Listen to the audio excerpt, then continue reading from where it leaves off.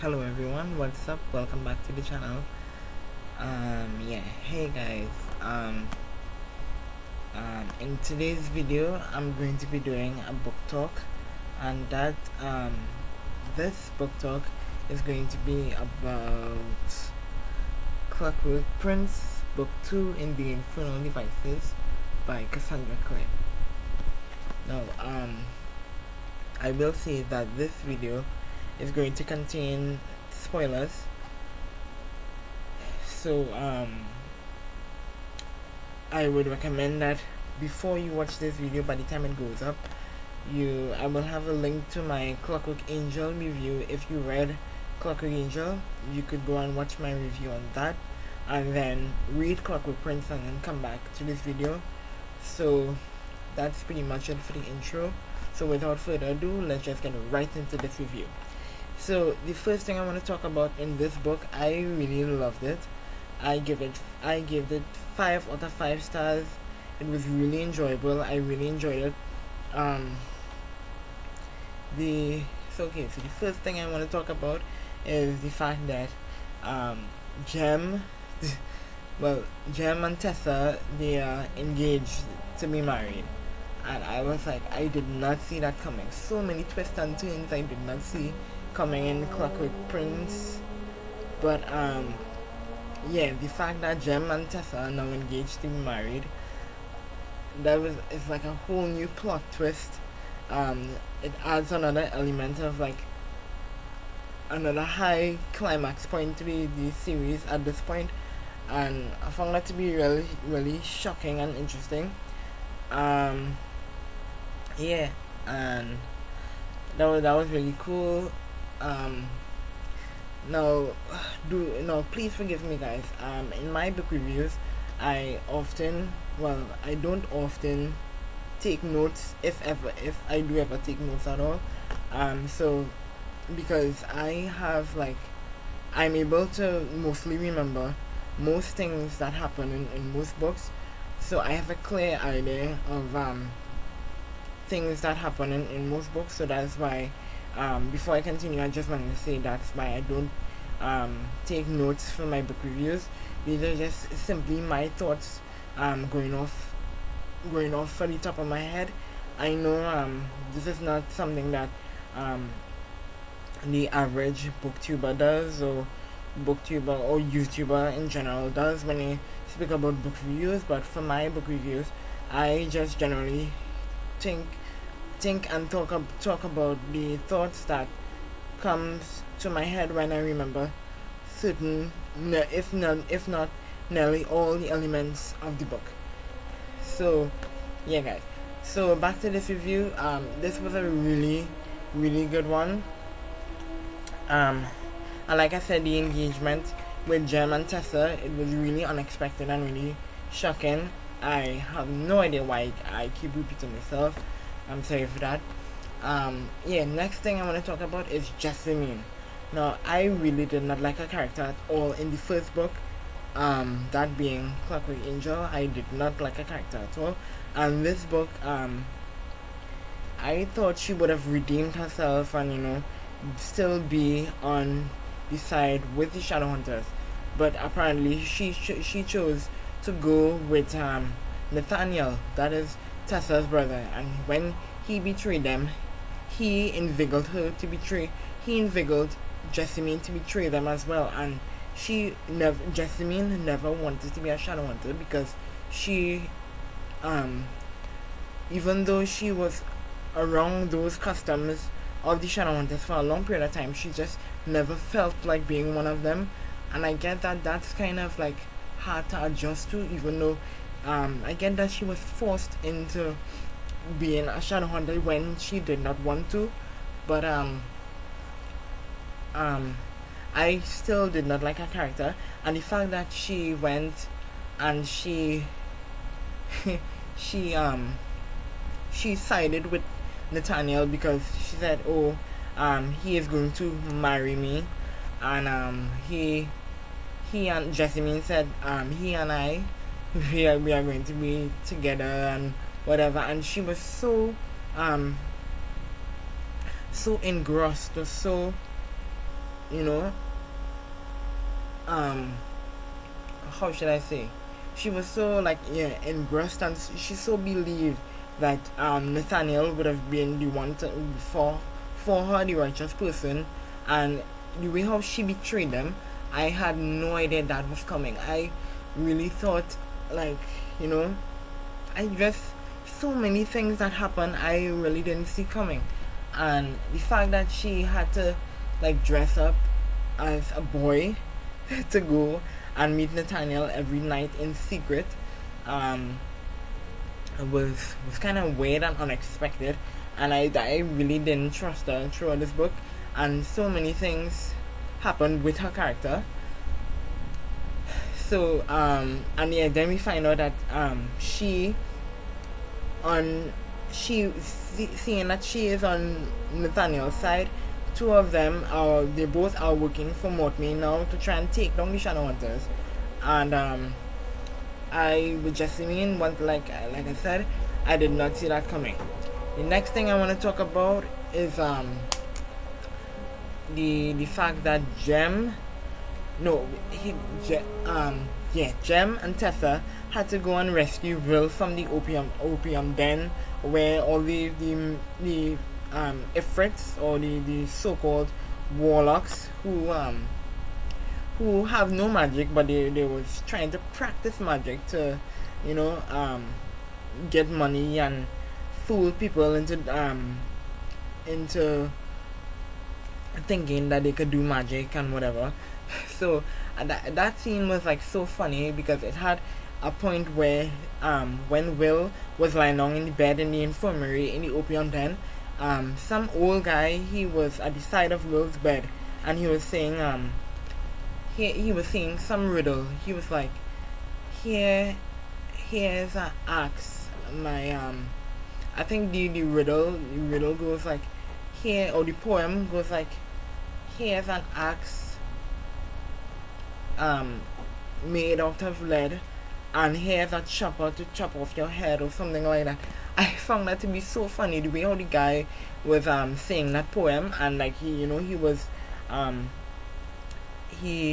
so, the guy who was laying down next to Will, he was so addicted to the yin fen, which is a drug for like, which is like a drug that you know, you use to counteract demon poison or something like that.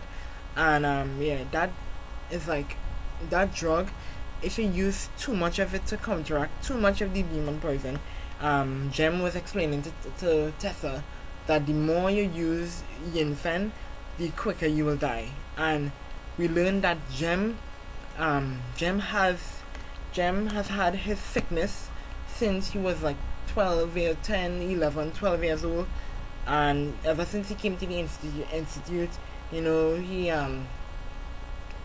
he always had it, and he came from the Shanghai Institute into the London Institute, and he always had that sickness, because I believe the sickness is demon pox, I guess so. Yeah, but the way how Jem and Tessa rescued Will from the opium den, I found it to be kind of really funny, because when Will was like staggering out of his bed, and he realized that Jem and Tessa came to rescue him, he was saying all this kind of crazy stuff, because he was so like intoxicated with the Yinfen demon drug, and I found it to be so funny. And yeah, I thought it was a really great scene. And in this book too, we also get to see like more of Jem. In Clockwork Prince, we got to see more of Jem, because in Clockwork Angel, I think for me it was like when we got the introduction of Jem, the first introduction of Jem in Clockwork Angel, it was for me, it's like it was like a kind of foreshadowing into his character, because I knew we were probably going to see more of Jem's character in Clockwork Prince, and that's exactly what happened. Yeah, so part of this book is like more like a couple chapters in is more Jem focused, because you know we only got a little introduction of him in Clockwork Angel, and I found that to be really and his character to be Jem's character to be really interesting. You know, he's kind, he's lovable to everyone. He sometimes he's not like Will, when Will shows temper tantrums. Sorry if I'm speaking badly, but he's yeah. Jem is most times he's not like Will when when Will is ready to be a misfit and to be angry and whatever. Um, yeah. So Jem's character is Jem is a really cool character, and I love that we got to see more of Jem in this book, and he's such a kind and soft person, and you know he cares about the people in the London Institute, because ever since he was like 10, 11, 12, he when he was brought there, he was like family to them. And Jem's character is such a cool person. So okay, but back to Jessamine. Another point I want to make about Jessamine, even though I don't like her at all, is the fact that when Sophie, who is one of the head maids at the institute, when Sophie realized that Jessamine is up to no good, and she was sneaking off to find Mortmain and Nathaniel and help them execute their plan and whatever. Sophie decided to sneak into Jessamine's room, while Jessamine was in front of the mirror admiring herself and whatever. And Sophie decided to sneak into the room, sneak up behind her, and hit her on the head with a mirror and tie her up to the bed. And I was laughing the whole time. I was like, Sophie, oh my, I did not expect that. Like, Sophie, oh my gosh, that was so that was so funny. Yeah, she tied up to the bed, and then Sophie called Charlotte and everyone else, and Will and Jem and Tessa into the room. I forgot where Henry was. I think Henry was working on one of his contraptions or one of his devices that he made, or whatever, and they was trying to interrogate Jessamine about why she was sneaking off to go and find Mortmain, and then we realized as readers, we realized that she spills like a whole set of details about why she really hates Shadowhunters, because she never grew up like that, and she never wanted to grow up like that, and she always she would always favor the normal customs of being like ladylike, and is always in London and the London customs and whatever. So from the time Charlotte saw Jessamine on the bed, she called a silent brother, I think it's brother Enoch or brother Jeremiah, to interrogate her, and they let Jessamine hold the immortal sword, and she was spilling all the deeds about Mortmain and where he is and whatever, and what he really plans to do in the end, and how far he is in his plan. And I was so shocked that, well, that she was able to spill all those details so easily, because that's what immortal sword does. It compels Shadowhunters to tell the truth even when they don't want to. And we know that this sword was first introduced in the Mortal Instruments series, which is the first original Shadowhunter series that Cassandra Clare ever wrote. And it compels Shadowhunters to tell the truth. And Jessamine held nothing back. And when she finished telling her story about Mortmain and Nathaniel, and that how she wants to side with them, Charlotte decided to throw Jessamine into the Silent City and lock her up there forever.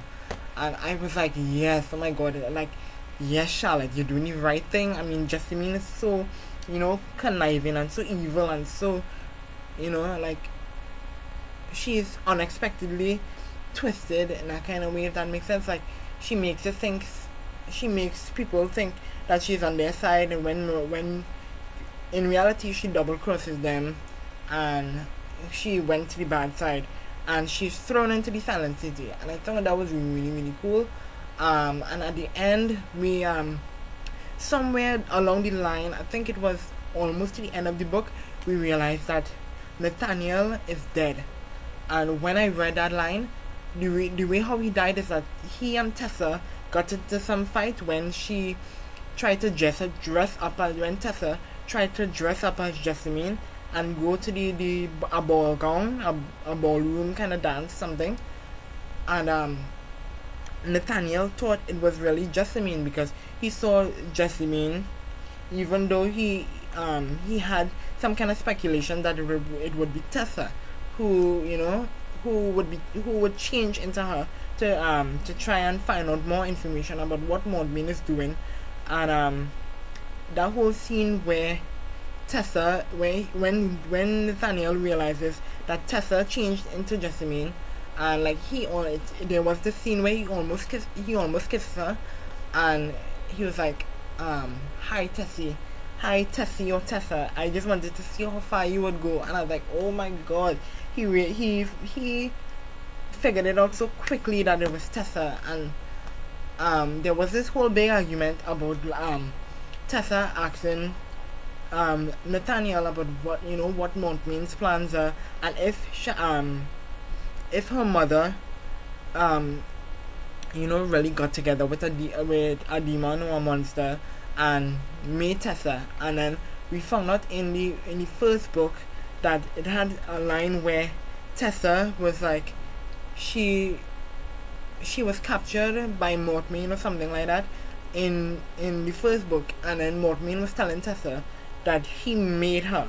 He take mechanical or metal parts and made Tessa into what she was. That is why she had that kind of power to change into a certain person for a certain amount of time. And yeah, that's it. So we back to that scene with Nathaniel and Tessa. When she didn't get the information she was looking for, she was so angry that she believed her brother would do the right thing and stay by her. But then we realized he's still on Mortmain's side, and they got away and whatever. But they got away in Mortmain and Nathaniel, they got away in Clockwork Angel. But in Clockwork Prince, Tessa ends up killing him because she didn't get the answer that she was looking for, which is whether or not a Shadowhunter and a Dawnwolder could get together, or a demon could get together and have children or whatever. And she didn't get the answer she was looking for, and she was so angry, and she ends up killing him. And eventually, when she tells Charlotte and everyone back at the Institute about it, she never felt sorry. And I was like, oh my god, Tessa is like, she came at Nathaniel with a vengeance. She was like, Charlotte was asking her, where's Nathaniel, where's your brother? She said, he's no longer here because I killed him. And I was like, she had no shame in saying that. And I was like, wow, like seriously. And I found that to be really, really cool. And then coming out to the end of the book, after that scene, there was this whole kind of like I wouldn't say party, but kind of like get together at the institute, because we found out that Charlotte and Henry are going to have a baby. Charlotte is pregnant and whatever. And then somehow Will's sister, Cecily Herondale, she shows up at the institute, and because she if you guys remember correctly, Cecily was the one that was at the Mortmain countryside house and whatever. She was spying on Mortmain because she had nowhere else to go and whatever. And like somebody hired her to spy on Mortmain to find out what his plans were and whatever. And when the Mortmain countryside house was destroyed, Cecily realizes that she has nowhere to go, and somehow she ends up back at the London Institute. And she said she knocks on the door, and coming on to the end of the book, she knocks on the door and she comes in and she's like, hi, my name is Cecily Herondale. And when there was like something in Will's face that he saw her, and his eyes flicked up in astonishment. And she was like, yes, you see, I have nowhere to go, so I'm hoping I could stay here because I want to train to become a Shadowhunter. And I was like, oh my gosh. And that's the end of Clockwork Princess. So that's the end. That's how it all wraps up. Cecily wants to train to become a shadow hunter, and that's the end. So I really, really, really enjoyed this book. I give it 5 out of 5 stars once again. Tell me what you guys' favorite moment was in Clockwork Prince. Remember, this is a spoiler. This is a spoiler review. So tell me what your favorite moments was, and that is all I have for you guys today. Thank you guys so much for watching. Don't forget to like, comment, share, and subscribe, and I'll see you guys in my next one. Have a good day. Bye.